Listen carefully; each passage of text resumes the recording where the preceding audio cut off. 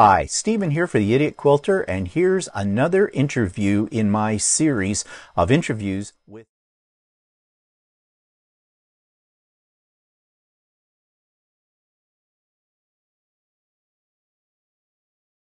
Hello, everybody, and welcome to the Idiot Quilter Presents. And this is another interview with a very fascinating quilter. And yes, he is a man. And you know how I really go out of the way to try to find men to interview because we are a rare breed in the quilting world, although we're growing. We're growing. So this is Don, and your last name, Don, is Mulder? Mulders, yes. Mulders. Okay, I Like the said old that right. X-Files, but with an S at the end. Mulders. Okay. It's out there. Uh, so great. All right. So I'm going to start off right off the bat with where are you located? Wow, that's a great question. I'm in Canada. I'm on the west coast of British Columbia on Vancouver Island. And specifically, it's a little bit of paradise. I'm on in a wonderful community called Nanoose Bay. It's the ocean's all around us. Yeah, I have been to Vancouver Island. Actually, I was out to Vancouver Island in Victoria and that last spring, last May. Was not in your area exactly. I don't think I was in your area. I mean, we just were there for only a few days and went up to Nanaimo and that and came back across to the city from it all. But it's a very beautiful place. Now, are you originally a British Columbianer or are you another part of Canada? I can't say I'm an original. I like to consider myself naturalized throughout over the course of my career, and now I'm retired. Spent maybe 14 or 15 years on the island, so I think that counts. Oh, okay. Yeah, you've been there I a yeah, while. yeah. Eh, Born in Montreal, grew up in Ontario, Southwest Oh, Ontario. okay. Yeah. Oh, in Ontario. So whereabouts in Ontario? In order, it was Mississauga, then Sarnia, then Windsor. Okay, well you know where I am then, because I'm in Oshawa, Ontario. Oh, I know it a little bit. Yeah, I Oh, used to go yeah, skiing there way back. yeah. I didn't realize from your videos. I knew that you had moved around a little bit, but I didn't realize you are an Ontario boy to Yeah. a certain extent too. So, well, another thing we have in common: Canadian, and male and quilters. Okay, it's all Woohoo! one package.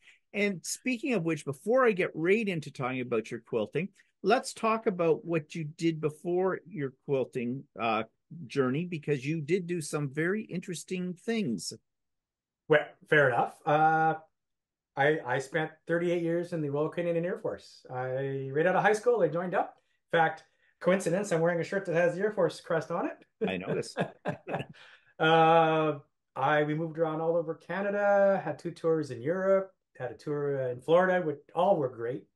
I retired out of Belgium, and that was almost 6 years ago. So that I mean, had a great military career, but like quilting wasn't the only thing I did. I was always had hobbies on the go, that kind of thing. And I know one of your hobbies is scuba diving. Indeed. And how long you've been doing that? Well, yeah, 30 years ago I started. We were Wow. living in Victoria at the time on the island. That was the first time we were living on Vancouver Island. And the great thing is when we moved back to the Nanoose Bay, it wasn't intentionally for diving, but it's an added bonus because there's scuba diving all around where we live here. And it's wonderful. Well, I've seen some of your videos showing some of your underwater adventures, which are very fascinating. But me and water, I like air too much. I don't go where I can't breathe, Right. appropriately. So let's talk then a little bit about your quilting. So how long have you been quilting? Okay. The seriously, I mean, I've been doing it with intent to quilt about 3 years. Okay. I was first introduced to it, and you're going to hear this often through, I think, our discussion. My wife is an avid quilter, Carolyn. She's been Right. doing it for well over 30 years. And I was a guinea pig of hers 15 years ago or so. She said, try this. I'm teaching a class. Try this, Don. So I tried it. Okay, I want to try that. And I tried it. And going on, hey, I'm making a quilt or I'm making a top.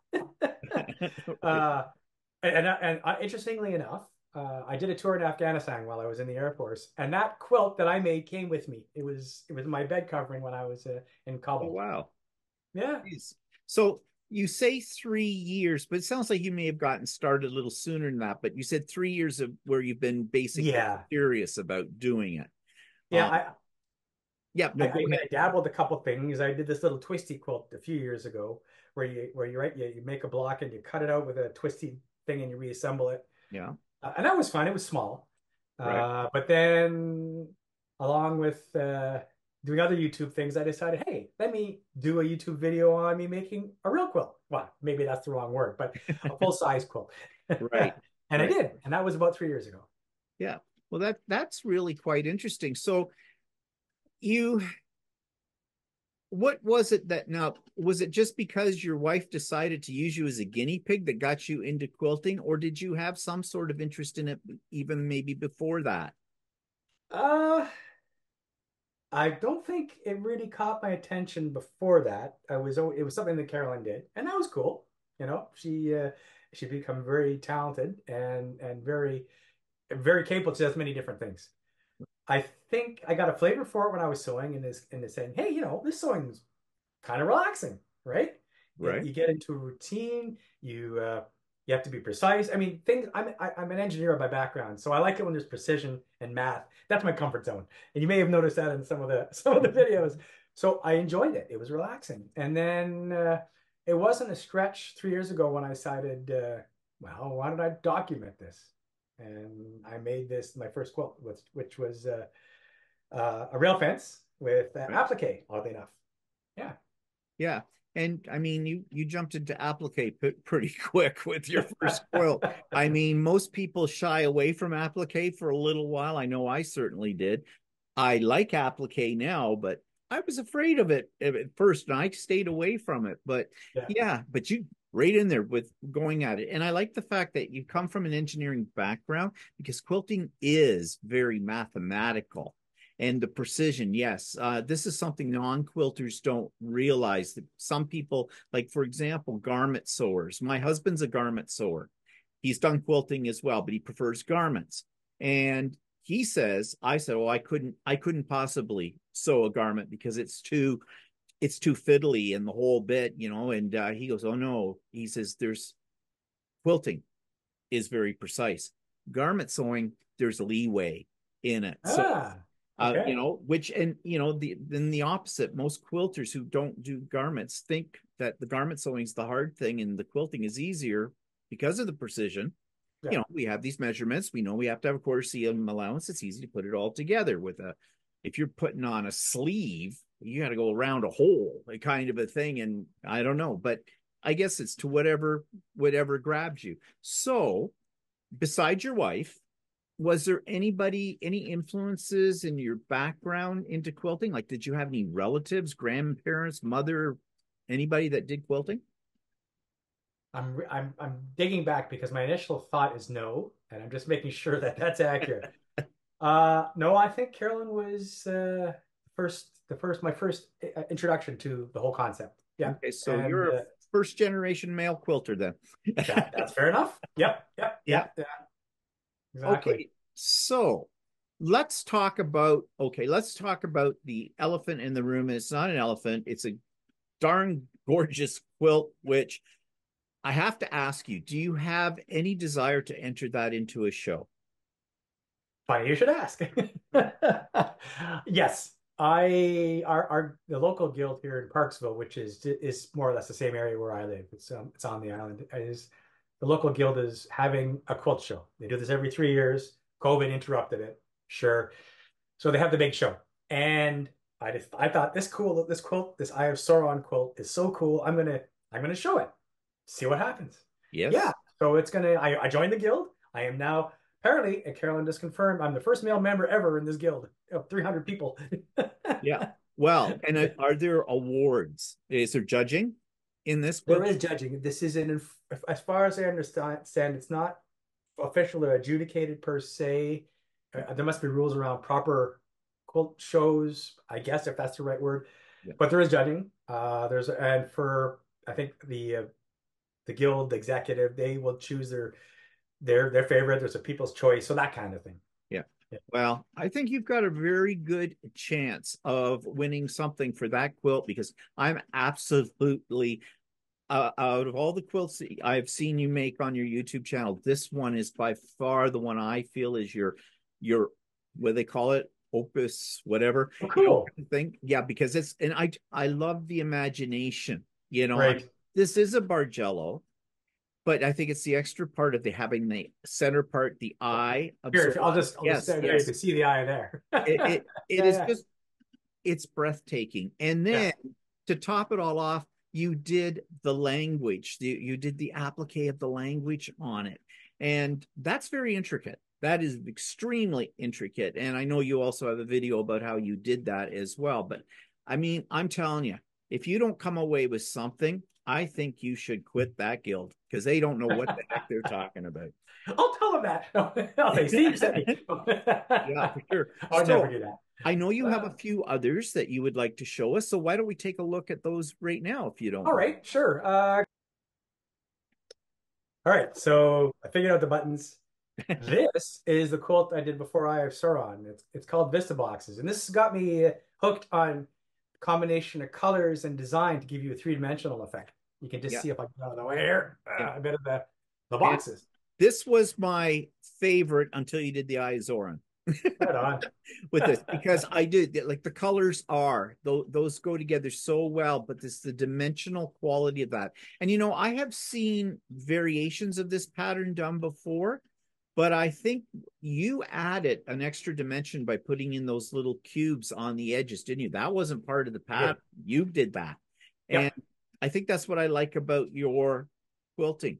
You take existing patterns and you make it your own by adding just like the wording, the eye in the Eye of Zoran one, and then these little cubes on the side. I mean, it just makes it more unique, I think. So I love that one. So what's your next one? Okay. Well, it's funny. The while we were while I was doing the Eye of Sauron, Carolyn, my wife, hates leftover fabric. This pattern, as a result of using two color sets, the red and for the eye and the blue and white for the surrounding, it generated a lot of leftovers, both cut scraps and uncut material. Right. So we decided, well, let's do something. Carolyn decided we're going to do something with all those scraps. So what I'm going to bring up is the next one here. Just a moment.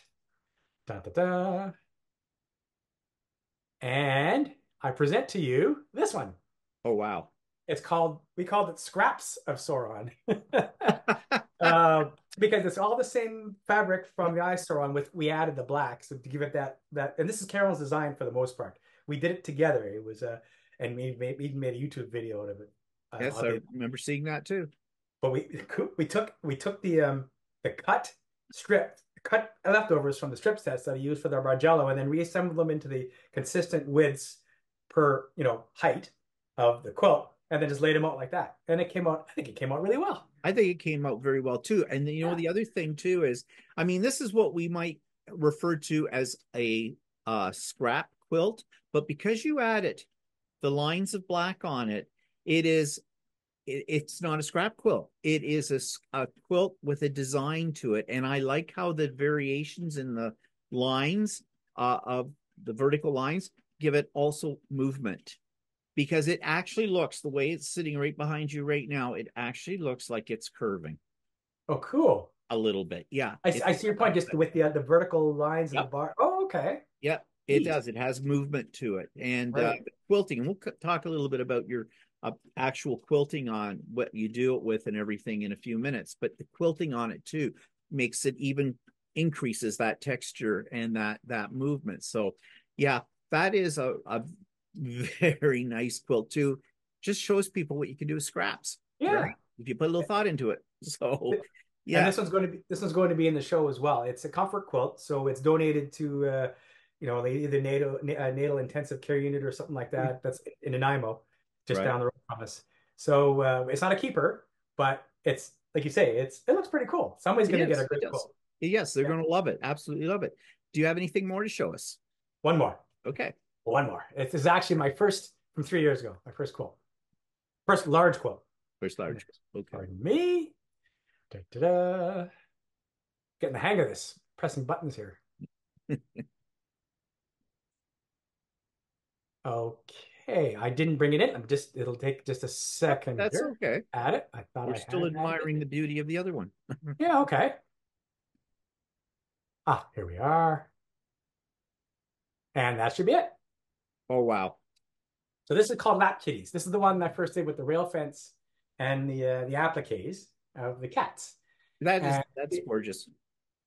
And it's what? applique. Yeah, you see, again, Yeah, this you make them your own. I mean, yes, it's a traditional pattern, a rail fence, but adding those cats, and the cats are different. They're each a yep, different cat too. And I love the border fabric yeah. with that. I mean, that's fun and very The colorful. in fact, because we will actually, I picked the border fabric and the backing has cats on it as well. Carol and I are cat people. We've always got cats. Yeah, And I'm a so it cat person inspired too. me to do this. The other thing I learned about this one, because I know, and I've seen rail fences where you just assemble the blocks and they're in any given order. I focused very hard on making the rails, Yes. and Yes, so it the does. rails are consistent throughout the entire top. Yeah, and so it does have a definite Yeah. pattern to it because, as you're right, a rail fence one doesn't always have like a very like a distinct pattern. You can tell there's purpose here because they're almost like chevrons. And again, your choice of colors, from your lights and your darks and that, you've given it depth, and because your cats are popping out, Right. it's like they're not flat right up against, I mean, anybody can take an applique and stick it onto something, but to make an applique come to life, to pull it out, that has a lot to do with design and with color as well. And I mean, you've accomplished both of those as well. Is Well, that going thanks. into the show as well? Right now, no. We're at this point we've been asked to just provide two quilts, Mm, up to two from every member. If there's a shortage, then I would offer this one. yeah. Yeah. Well, what a bunch of killjoys. I mean, shit. Making you choose between your babies. But they're all very, very lovely and inspiring because, well, with the exception of, well, actually no, the rail fence one and the one before the rail fence are probably confident beginners, although, when you add the applique and everything you've done to them, it bumps them up. But the other two are not confident beginners. Those two are definitely intermediate to advanced for sure. And you Oh, said you've neat. only been doing this for 3 years. Well, nobody told me anything was hard. Carolyn, I give her credit. She didn't say, "Oh, that's too hard, Don." She said, "Try it." Well, And that's a good thing. Yep. Yeah, yeah, be daring about it all. yeah, So, do you have, okay, I'm going to ask you a really hard question. Do you have one that is your absolute favorite? yep. It's the one I just did, the Eye of Sauron, for Iris sure. Oran. Yep. Yeah, yeah, Yeah, I was going to say it. I would have been shocked if you had not said that one yeah. with it. Well, I love it because it's just got. I mean, it's got that wow factor, right? It's got the color choices, like you said, which what I had done for that is I blocked it out in a CAD program, CAD CAM pro. Anyway, I blocked that out on the computer to see how the colors would work before I even started picking fabric. I just wanted to make sure my idea made sense, and Right. that was the beginning of the design phase. Was So blocking it out and seeing how it would work. so let's talk about your creative process then. Okay. Because I mean, the Eye of Zoran is a good example of this. I mean, you could have just done a Bargello, and it Right. would have been great as just a Bargello. But then you planned with the center part to make that eye. Then you added the applique and the whole bit. So how do you conceive of an idea? What do you do? What's the process? Okay. Good. I'm just getting my thoughts together here. I think it's a bit of an iterative process, but that switches between ideas and testing. So I mean, I never go through something and go, uh-oh, I have to redo something. I try to make sure I'm comfortable with where I am at any given phase of the design and implementation. So initially, the design process, coming up with an idea. So for example, rail kitties, I came across a pattern for rail fences. And actually, this, to be full disclosure on that, it came with the idea for appliques. So I said, okay, I'll try that. With Eye of Sauron, there was the pattern that was all one color way. It was a different shades of one color. It was all greens. Right. And then just looking at that, I had between Caroline, actually, she had an idea too, saying, well, that looks like an eye. And then light bulb, eye, it looks like the Eye of Sauron from Lord of the Rings. And so then that began the process of visualizing what colors would I use for that? And at that point, I decided to start testing it, at least graphically on a computer, saying, does this color work with the reds, yellows, and the blues around it. Okay, it seems to work. What else would I do? Could I add a black ring around the eye to make it stand out? That would work. How big do I want that center pupil to be? And then it was a matter of playing with that, getting where I visually I liked the impact before I even started picking fabric. Then I picked fabric and started, getting the right massaging that into place. So before I even started sewing, I had a lot of thinking on how it was going to look, as well with a bit of testing. Right. Well, now you say you're using a computer, so are you using a specific software package for this, or how do you Well, go? for this particular laying things out, I use something called SketchUp. It's a Google open source or a free program where you can do drawing fairly easily and quickly. There's a learning curve, sure, Right. but it allows you to assign colors to your blocks and things like that. It's good for 3 dimensions as well, but for the quilt design, it's obviously in 2 dimensions. And that's what I've been using, SketchUp.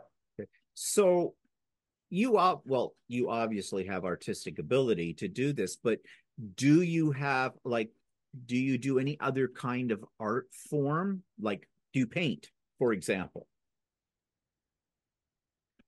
I'm trying to think. Again, in general, I don't think I have do traditional arts.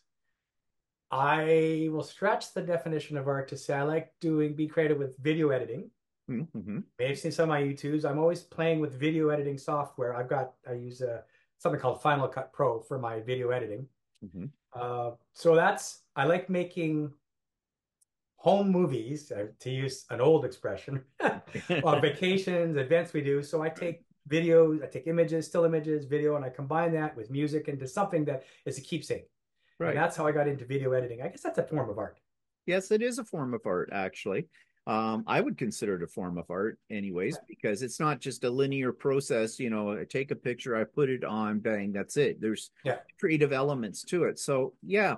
And I would think that your process of how you do this, again, it goes back to your engineering background, I would say, the organization, logical, you have this step, then that step leads to this step, and then, and you build upon Yeah. the original idea.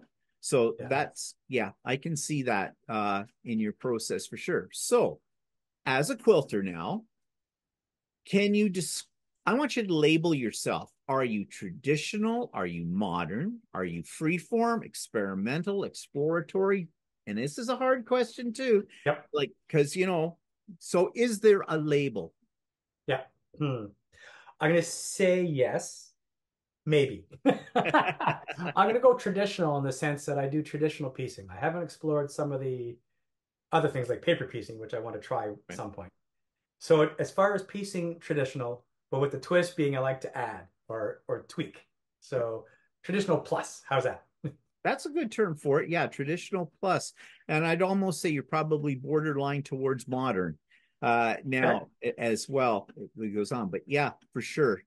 It's an unfair question because as quilters, we're always trying out new things and new techniques and putting things together. So, we can't Yeah. pigeonhole ourselves. I really don't think so. Not if you're going to enjoy this hobby. I Yeah. mean, that's the beauty of it. At least I think it is the It, ability to it, explore. well, it's funny you say that because it's exactly it. The ability to explore and make mistakes. Oh, yes. Because I make mistakes. And you know, God bless the seam ripper.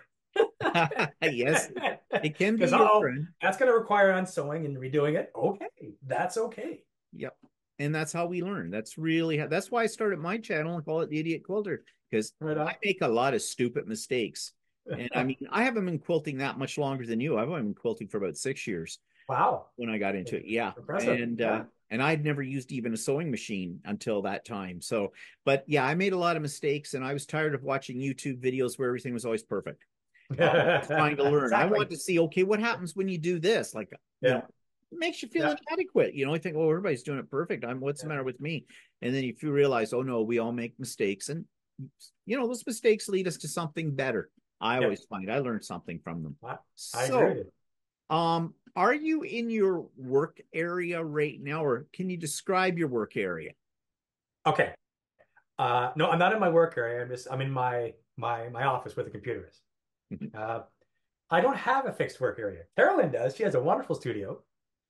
I have borrowed that studio in the past, borrowed part of it. When I would did exactly when I did Vista boxes, I was using her area, and I got started getting underfoot for her. And so when I did Eye of Sauron, she kindly requested that I find somewhere else. And so my impromptu studio became my dining room, which is perfect. Actually, it was better. Big dining room table, laid everything out, and away I went. She between Carolyn donating some things that I could use and me finding other things, I created my own set of everything. Cutting mats, tools, scissors, everything. And self-sufficient, sewing machine, everything else. And I was able to stay out of her hair, as it were, Yep. and continue doing my own thing. But Yep. that's temporary. I guess it's transient. I don't have a permanent place. Right. Right. Yeah. So are you forced to having to clean everything up every day so it doesn't look like you've taken Thank it goodness over? no. No, no, no. I mean, I do it now. Everything's put away now that I finished the last project, the Right. latest project. But yeah, yeah. Yeah, I'm able because to have my space until I don't. and it's funny, I've heard many quilters say that their space is their dining room. You know, Okay. like I'm lucky I have a dedicated space, but yeah, and so it's not uncommon for people to take over the dining room table, and well, it's a big table, might as well, Yeah. especially in this day and age, unless you are somebody who's throwing a dinner party, every other weekend kind of a thing. Hey, might as well use it. You got it. Um, so do you have a favorite tool or technique? Now, don't say your sewing machine. I'm going to come to that No, no, question. no, no, no. See, okay. Actually, the one that comes to mind is probably the seam ripper for the reasons we already talked about. But if that's too flippant, Not really. then I have to think a bit harder. I really like. It's funny. Really like the yellow rulers because for me, I have mild color blindness. Uh, Right. I'm really good at tones, but I find that the yellow rulers really make the lines, everything pop, so that I can see exactly where Yeah. I'm at for lining things up. That Yeah, might be one of that's my other favorites. yeah. Do you have a lot of tools?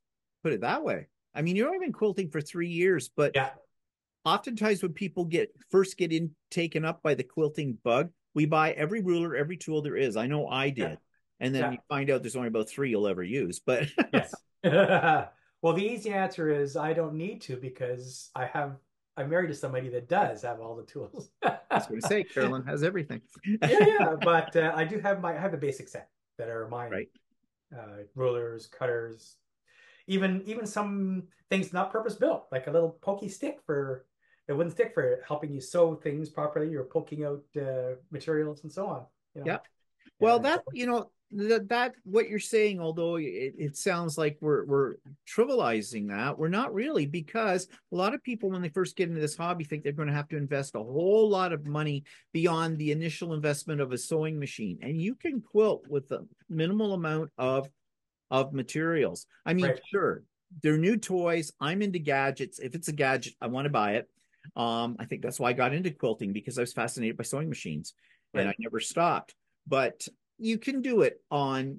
You don't need a lot to get into it. The number of rulers I have bought over the years and used once, and they sit in a drawer. Um, and it was a lot of money tied up in that because right. rulers aren't cheap. You know, Well, I've noticed that like any specialized activity, and I'll call quilting one of them. The minute you put the quilting label on it, it costs more than if you were to buy it at the auto parts store or wherever else, like a cutting mat. At Princess Auto we have in the Allen, you can get a cutting mat for dirt cheap, or you yep. can go across to the quilting store and pay 3 times as much for the same thing. Yeah, you're right on that for sure. If you buy, you can get a lot of your equipment from dollar stores, auto shops like Princess Auto, Yeah, Home Depot, yeah, Walmart, or whatever. Things that if they don't say quilting on them, they're a lot cheaper. As soon as they put the word quilting on it, it's three times the price yep. with it. One of my favorite tools is my electric seam ripper, which is actually a little tiny hair shaver. Oh It's my, the kind of thing for just trimming your beard yeah. or whatever. Dollar store, $4. I have about three of them. You got a long seam to rip out. Oh, You take the first few stitches out with your seam ripper. You put this thing down. It won't cut your fabric because the teeth are too small. It yeah. just cuts the thread and you just zip it right up. Oh, that'd That's be the awesome. thing. But if you buy it at the quilt store, it's 25.99. Oh, Yeah, and yes. it's Yeah. exactly the same thing. So yeah, that's the thing. You don't have to have the most expensive equipment to do a Yeah, great job. yeah. So let's talk about sewing machines. Okay. What are you sewing on? I'm using about a 10-year-old Singer. I think it's called the Confidence Quilter. It's a basic sewing machine, not much electronics to it, but it does have a larger that piece where you put your fabric on, whatever that's Right? called. The table, yeah. So it's table. Thank you. Yeah. So it works well. It has, I guess, the essentials. You can back. It has the reverse. It has you can select the needle stays down when you stop, which is Yeah. great for when you're Nice. doing Yep. many things, right? Other than that, it's pretty basic. Yeah. But you want to know something? That's all you need. If you get, a straight stitch sewing machine, the other thing you might want is if you're going to quilt it on that machine, you might want a larger throat, to get the bulk under, but all the decorative stitches, all the highfalutin electronic stuff Yeah. on them, you don't use them. I mean, I know because I've got in this household, we probably have, about 8 machines. Oh my. Oh yeah. Well, they're not all strictly sewing. There's embroidery machines here, there's Fair enough. sergers, cover stitch, stuff like that. But the thing is, those machines, and I love my machine, and my machine is a higher end machine, but I don't use half of the things that are on it, you know, Right. because you don't for quilting, you don't. So if anybody ever thinks that they shouldn't go into quilting because they can't afford an elaborate machine, you can buy yourself for under like for $500, even less than that. You can Even get a less, I machine think. that Yeah. will get you started, and you can decide later on whether you want to Yeah. expand on that or not. Yeah. But yeah, so I know you have though uh another thing, which I guess is probably Carolyn's, but you use it too, and it's the envy of everybody in the quilting world because we all want one, a long arm. So Yeah. that's my question. I was going to say I know how you quilt your quilts because I've Yeah. seen your videos, but for those that haven't seen them yet, what kind of long arm do you have? It's we got it.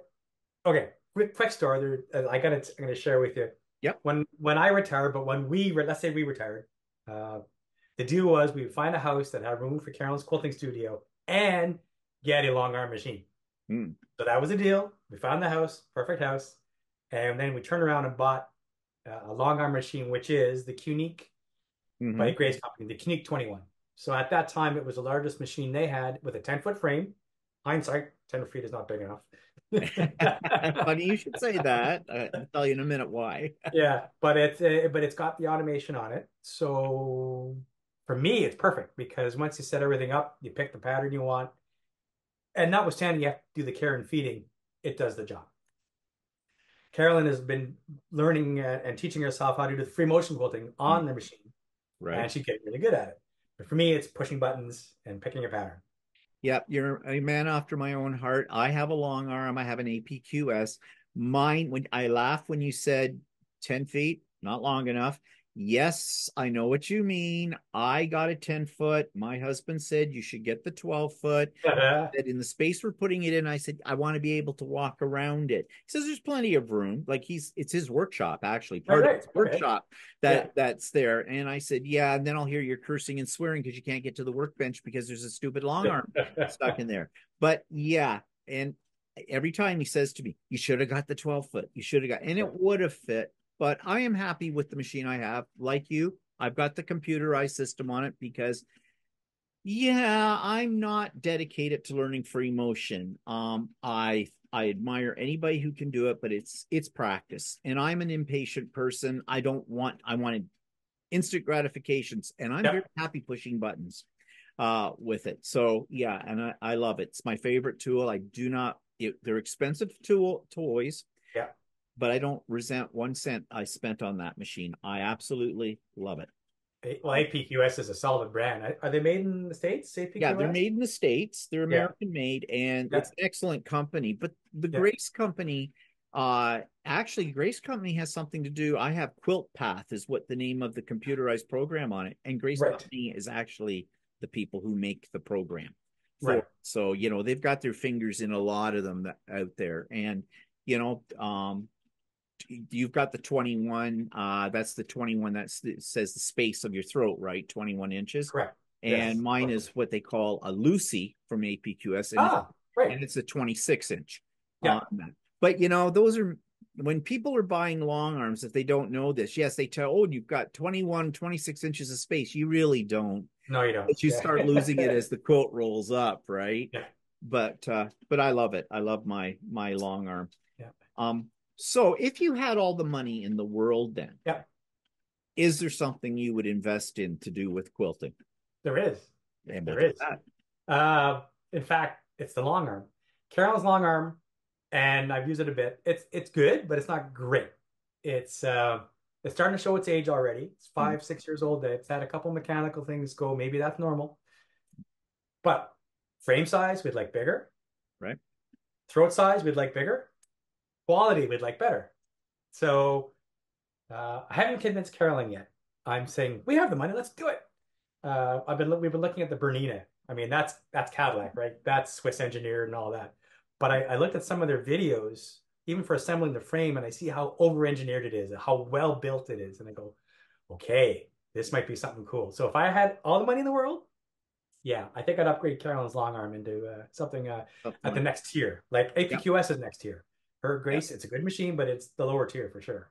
Yeah. Yeah. It's a good starter machine, I was going to say Yeah, that. And I don't know about Bernina's. I'm not going to say anything because my subscribers know that I have a love-hate relationship with Bernina's. I don't own Bernina machines. I own Genomi's. But the only reason is because I always say people have drank the Kool-Aid when they buy a Bernina. I've seen this, and you may be right. Yeah. But I mean, I don't have anything against Bernina or anything like Yeah, that. yeah, They're a good name. I mean, I don't think you can go wrong by investing in something that's made by Bernina either with it. yeah, But anyways, yep, it's nice to upgrade. yeah. Well, and I say Bernina because there was recently an advertisement for them, and at least one place in the interior of BC was had them on Cottage Quilting, I think, had them on sale. Maybe Hmm. they're all on sale. But like you say, there's several good brands out there that are well engineered and are solid, and it doesn't have to be Bernina, for example. No, But that's where my head is right now, just because I saw the yeah. ad and I did And a bit of you research. and you want to be close to somebody where you can get it serviced Right. as well, you know. And I'm lucky. That's why I have an APQS because right Okay. where I live, there is a dealer trained. She's a trained technician on them. She's excellent. She's absolutely excellent. If you have any problems, she'll come to your door Yeah. and the whole bit. Wow. Oh yeah. Oh, the service is excellent. And now, having said that, I've never had to have knock wood, cross my fingers. You know, Yeah. I've had mine for 2 years now. I have not had any problems with it that are mechanical. If I've Yeah. had any problems, it's been user Yeah. with it. I Fair have a enough. love-hate relationship. You know, I've Yeah. learned how to talk to her nicely. Now, Yeah. we've had words Oh, in the yes. past, but Yeah. according to her, it's all my fault. So, but, you know, sometimes you Oh, just yeah. don't argue with the females in your household. Yeah, they know best. So now this next question you've already partially answered. I was going to ask, have you ever belonged to an in-person group or an online group? Now you've said you just recently joined your guild Yeah. and everything, and I'm take it too, you're the only man in the guild. Yes. And it sounds like you're the first man in the guild. Apparently, I knew I was the only when I signed up, or I was told that. But yes, apparently they looked through their lists, and I'm the first. So And this you're guild goes back 25 years or more. So so you're a yeah, novelty item apparently. right now. Yeah, yeah. So how do you find the experience with a guild? Is it is it something? Is it what you expected? Is it more, or is it? And the reason I ask this is because I'm hoping your experience with your guild, which you probably don't want to say too much about when you're being recorded in case guild members, but I had bad experiences with the guild I belonged to. I was the only Okay. man in the guild, and yeah, they were not warm and friendly. So Yeah. I only lasted about a couple of years in that, and I finally Yeah. said, "Why am I putting through this hell?" But I know that that is not the experience for many people when they join a guild. Right. So how is your overall experience so far with it? That's okay. Putting it into context, I've only been to 3 meetings. I Okay, just joined a little while ago, but it's very positive so far. that's great. The very welcoming. Right from the people who welcome me at the door to all the people that do various things, all been left. Nice to see you, Don. Hey, welcome. Uh, and they love sharing. They love sharing whatever they're working on, whatever they're doing. They're genuinely interested in what I'm doing. So that's been great. As far as the guild experience, each meeting we go to, they always talk about, you can gain knowledge of some sort, whether there's a Right. presentation or there's a presenter, there's some ideas, show and tell gives you ideas. And Yeah. so I'm learning like a sponge. I'm just like, oh, there's a good idea. Oh, I never thought you could do it that way. So that's definitely a benefit for being in this guild, if Yeah. I can speak to. Yeah. Yeah. Well, that's good. I'm glad your experience is very positive with it because that's what they're supposed to be, right? And Yeah. yeah, lots of ideas. Your head explodes when you come out of that. Yeah, Yeah. and that's a good thing. That's a good Yeah. thing, I think. Have you ever belonged to any online groups since you started In quilting? in the quilting world, no, Yeah. I No. have not. Yeah, no. Do you have any I'm just desire this is to? relatively new, so Yeah. yeah. So because during I started just before COVID broke out.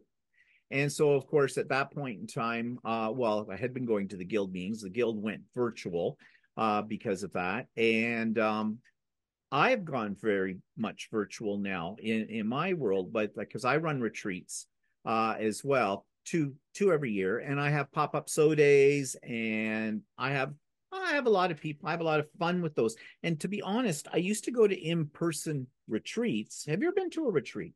Let me ask you that. Not yet. I've been invited.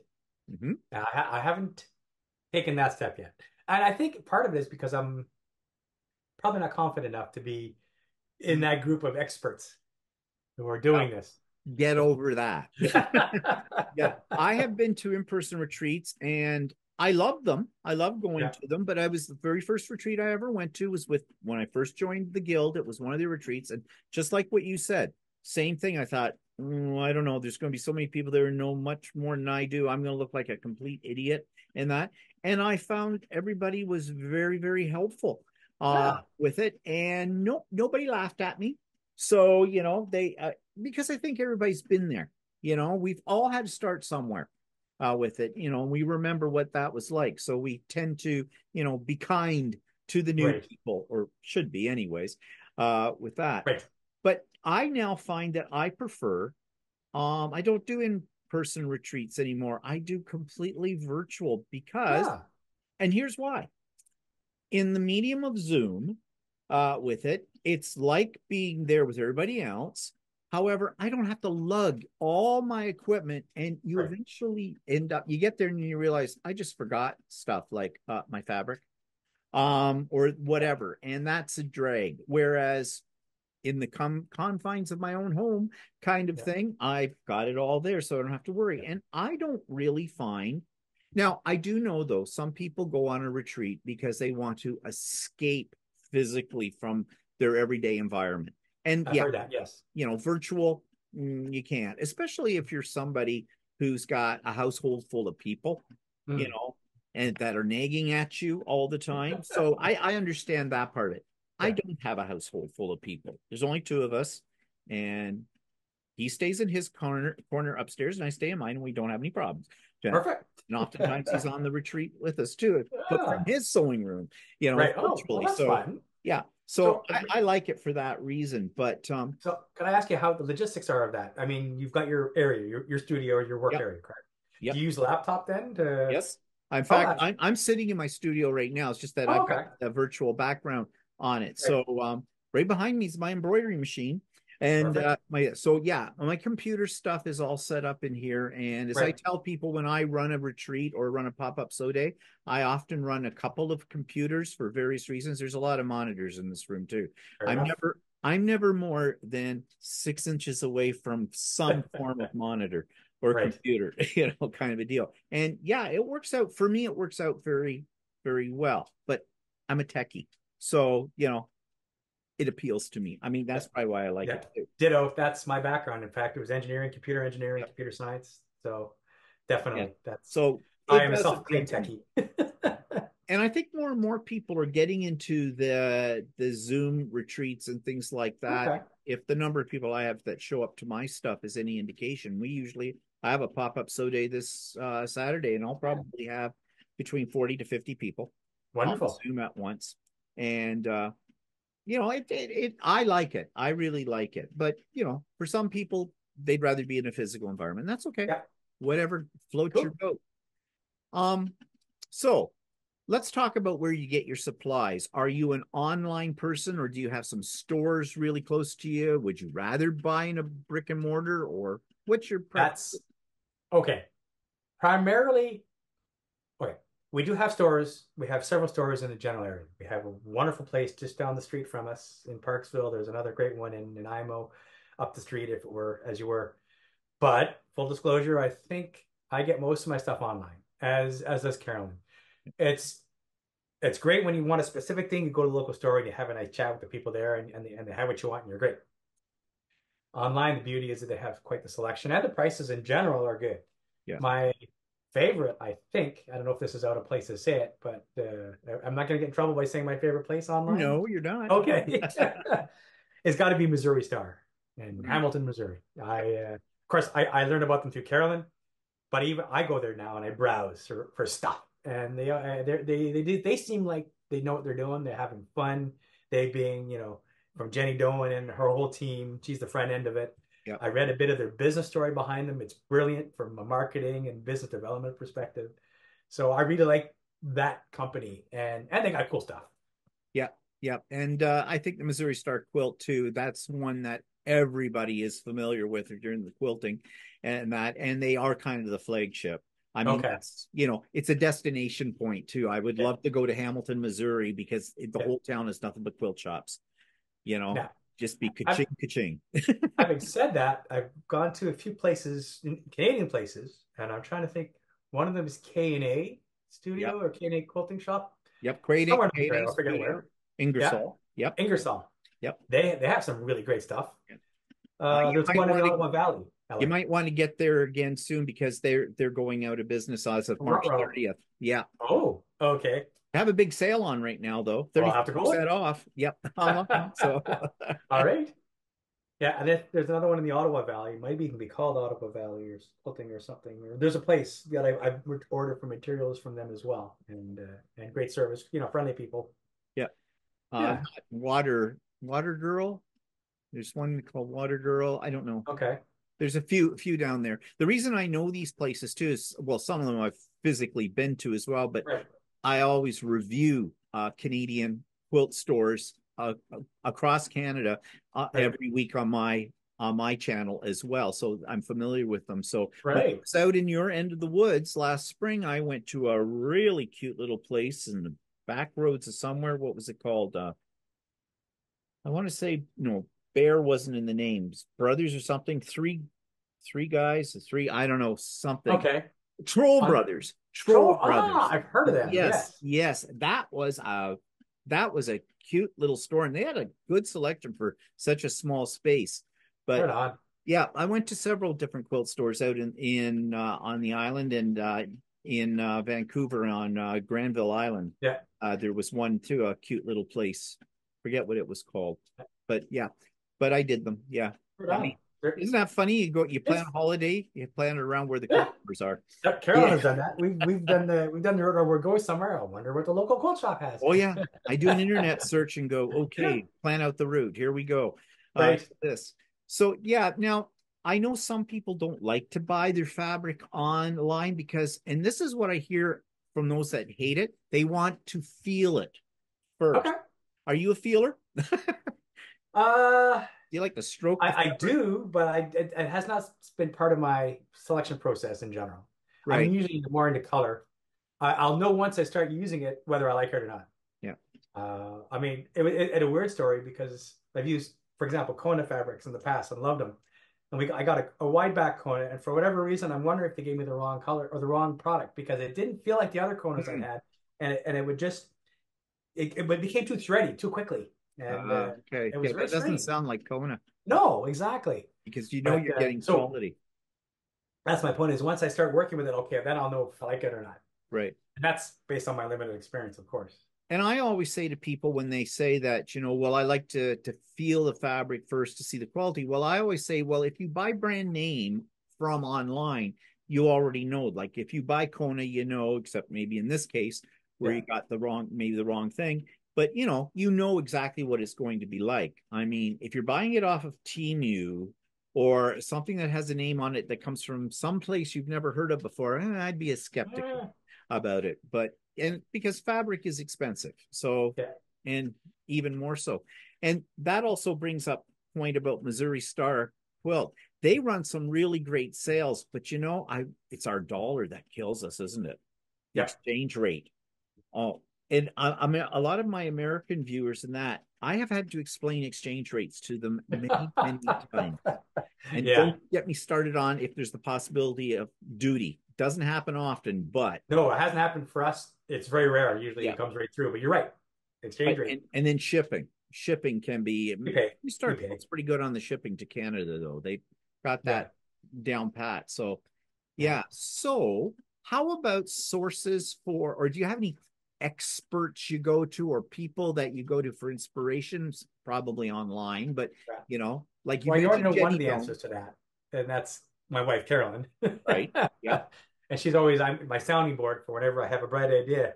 And she'll go, "Well, that's interesting," or she'll go, "No, bad idea." I'll listen to that.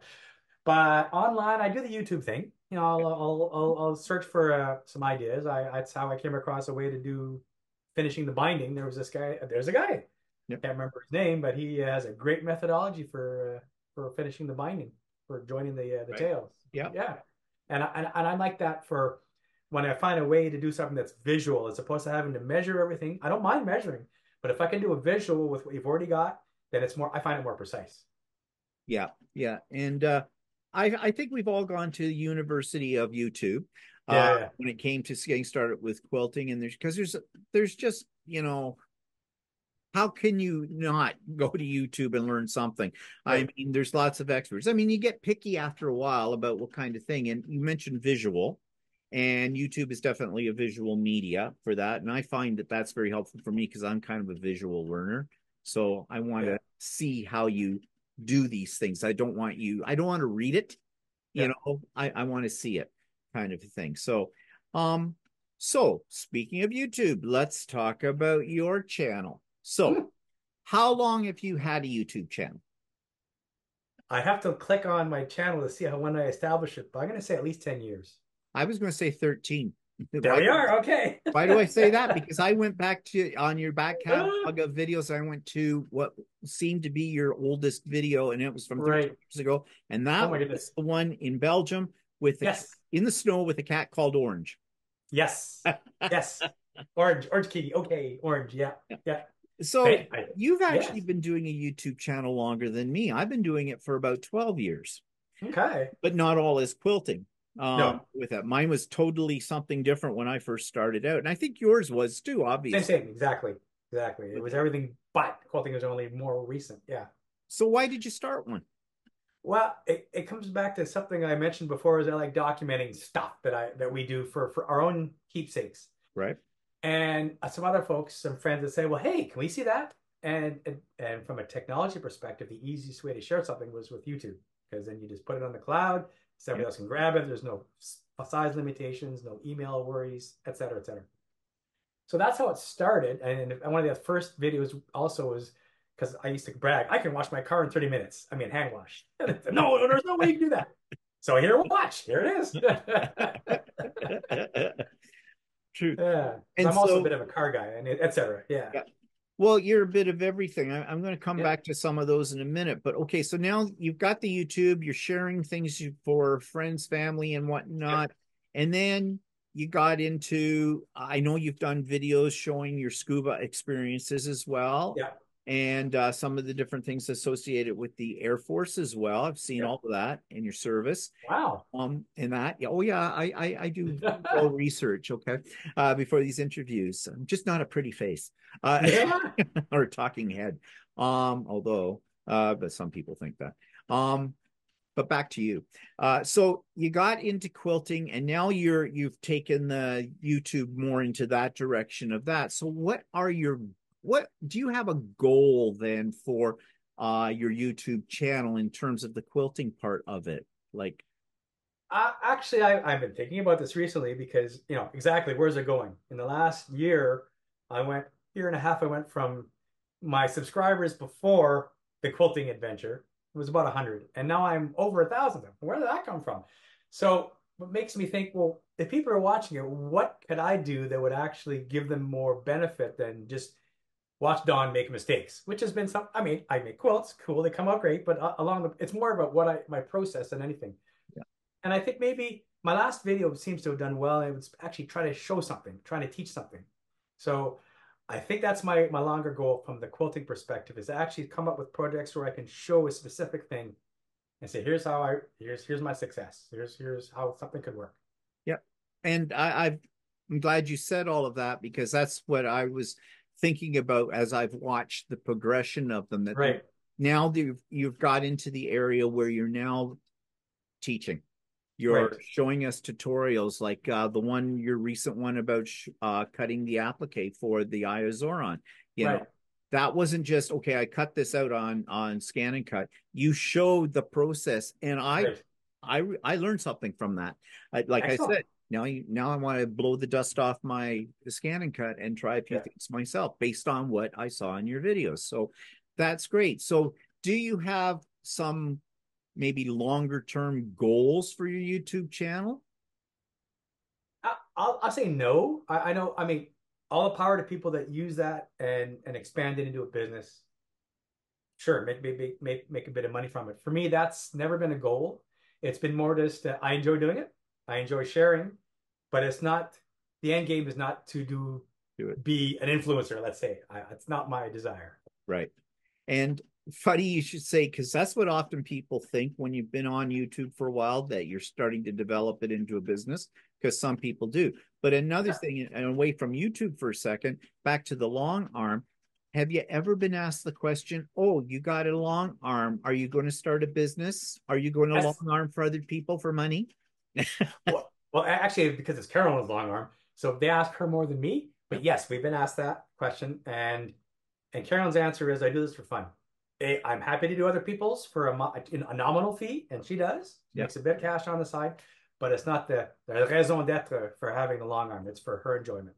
Yep. And now, yeah, That's the first question I get from anybody who doesn't really know me, but know that I have a long arm. yeah, Oh, are you starting a business? yeah, No.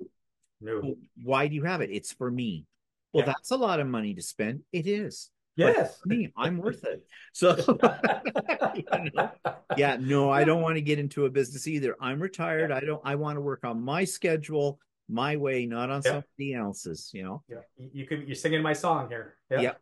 So, do you have any challenges or goals? Not, and this is beyond the YouTube channel, just sure. for yourself. Things. What projects do you have down the road that you think you might want to attempt? For example. That's right now I'm living really the moment, as it were. I have many hobbies. Carolyn has her hobbies. Long term, no, I can't. You know what? I can't answer that with something that's intelligent. I can't say this is the big plan. I don't think I have one right now. And there's nothing wrong with that. I mean, Yeah, you're going with the flow, really. yeah, yeah, Whatever, grabs you at that moment in time, you're yeah. running with it. And I that's mean, there's all the various things I do. I continually try to get better. I mean, I play bagpipes. I'm in a pipe band, for example. This is actually a band shirt. It has the Royal Canadian Air Force Pipes and Drums out of Ottawa. I don't know okay. if you can see that, but anyway, what's one of my goals to improve my piping? I'm at that. I'm over the hump now as far as ability. Younger people have great fingers; they do well, and I guess that's the same in any activity. There's a certain peak period, and after that, you're trying to maintain or just do the best you can. I'm Right. at that point now, or at least I'm trying to maintain or even improve a bit. But I know I'll never be up here. I still want to get better. Same with But quilting. yeah. Same with everything. Well, you do a lot of things because one thing we haven't talked about, I mean, we've talked, you do scuba diving, you're in the pipe band, you do quilting, um, you like to do video production, Yeah. you're into computer technology, all that kind of stuff. But the one thing we haven't talked about yet is your interest in beer and whiskeys.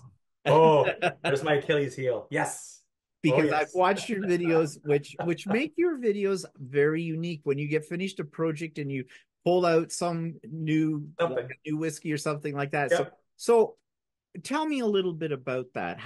How did you get interested in that kind of thing? Or are you just an alcoholic? But I like to think I'm not, but no. I've always enjoyed beer and whiskey. No, let me rephrase that. I've always enjoyed beer. Whiskey is something I acquired, and as did Carolyn, a few years ago. Uh, Living in Belgium for a total of 6 years, I discovered really good beer. I discovered that there's more to the beer market than just Labatt's Blue, Molson Canadian, and you pick an average beer. And I started getting friends interested. And at the same time that was happening, the craft beer industry around the world, but certainly in Canada, certainly in Ontario, BC, has this ballooned. So there's so many good beer selections out there now that I can't help it. Every time I'm at a beer store, I'll try something different. So yeah, that naturally progressed into doing YouTube videos about drinking beer with Don. yep, yep. And and I like to share that, oh, there's interesting beer. And some of my local buddies say, hey, Don, what'd you think of this beer? Right away, they'll know, give them the score I give it, what I thought. Because they know my mechanism for scoring because I watch the videos and all that. It's the same thing with whiskey, although I haven't tried a whiskey video yet. I don't know if I could afford I've already got too many whiskeys on the bar as it is. Yeah. That's an expensive hobby. Yeah, But I was going to we do say. love our single malts. We do love our Canadian whiskey. There's many really fine distilleries in Canada they're not ashamed to go up against a fine Scottish whiskey, Scotch. So it's kind of interesting having that combination, though, quilting Yeah. and beer. Okay. Yeah. Heaven only knows, but I can say, like, yes, have a few drinks while you're quilting away. You won't worry about your mistakes until the next morning and you come in and go, what was I doing? This looks Oh, like somebody that yeah. was a drunk doing that. But Yeah. with it. So we're coming kind of to the end now of our time together, but I want to ask you if some thinking back to when you first got into quilting and that, if do you have any advice for anyone that is thinking about maybe attempting quilting? Yes. Don't be afraid to make mistakes. Don't be afraid to try it and do it and learn. There's no doubt I've had my learning curve. I've had times when I've shown Carol I'm all proud of this, and she goes, "Oh, she goes, you need to redo that." Okay, I was hoping you wouldn't say that. So mistakes happen. It's okay. I think it's very rare that you can't fix a mistake. Sure, if you miscut something, suck it up. Maybe you'll create something new in it as a result of it, right? Yeah. But that's been my experience, and that's what I would advise to anyone that's thinking about it. Just don't be afraid of it. Yeah. It's Do only it. fabric and thread. It's only fabric. Yeah. Yeah. I mean, it's Yeah. not the end of the world. You can fix it. Anything that you made a mistake on, it can be fixed Right with. on. So, Yeah. yeah, I think that is very good advice for anybody. Go into it, give it a try, see, and you'll be surprised at what you're Yeah. able to accomplish, that kind of Yeah. thing. Well, any parting words here before I say goodbye? Well, I got to thank you. I mean, this is I've enjoyed this. I I'm was glad you have. I think we started that I was a little hesitant a year ago when you offered this to me as an option, but I'm coming along where I don't mind getting out there. And yeah, no, I must thank you very much, Stephen, for giving me this opportunity to talk to the world, as it were. Well, you're very welcome for that, and I really appreciate that. I'm very glad that I didn't let you get away from it because, as I said, I have been a faithful follower of your channel. I enjoy what you do. I find your videos very inspirational, and anybody who sees them is going to find that as well. And I have learned a lot Okay. from you as well. So, yeah. So I wish you all the best with your quilting adventure. I know there's going to be great things to see down the road from you as well. No pressure and everything. And I'm going to say goodbye, but don't you go away. So thank you again, Don, for spending this time with me. I know we got a time difference between the two of us too. So that made it a little bit more difficult, but not impossible, as people can say. So thank you again, Don.